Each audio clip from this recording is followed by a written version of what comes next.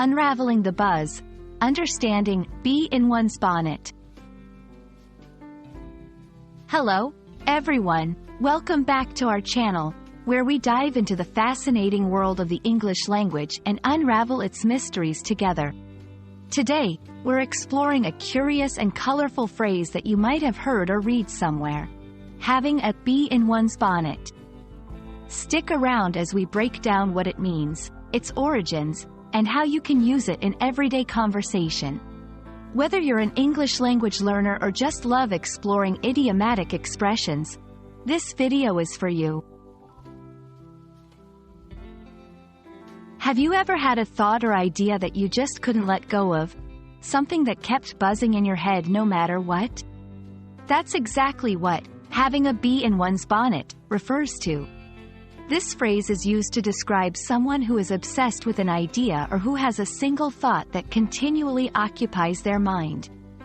It's like having a real bee trapped in your hat, buzzing away relentlessly. Except, in this case, the bee is a metaphor for your persistent thoughts or concerns. The phrase, bee in one's bonnet, has a colorful history. While its exact origins are a bit murky, it is believed to date back to the 16th or 17th century. The bonnet, in this context, refers to a type of hat or headgear. The imagery is quite vivid. Just imagine the distraction and discomfort of having a live bee under your hat.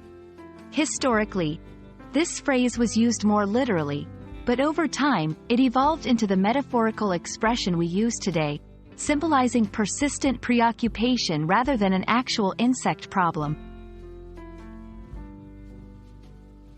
Understanding idioms like bee in one's bonnet can add flavor and color to your language skills.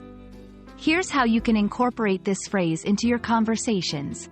When talking about someone who can't stop thinking or talking about a particular subject, you might say, "He's really got a bee in his bonnet about environmental issues."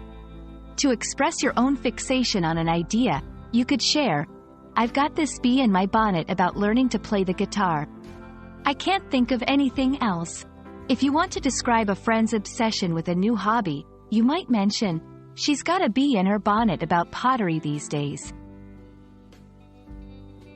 The key is to use it in contexts where there is an evident preoccupation or obsession, whether it's your own or someone else's. And there you have it, the buzz around the phrase, bee in one's bonnet. We hope this exploration adds a new and interesting expression to your English vocabulary and helps you appreciate the rich tapestry of idioms in the language. Remember, learning English is not just about memorizing rules and vocabulary. It's also about embracing the quirky and colorful ways in which the language evolves and expresses the human experience. Thanks for watching, and we hope this video has been as fun for you as it was enlightening. Keep buzzing with curiosity, and see you in the next video.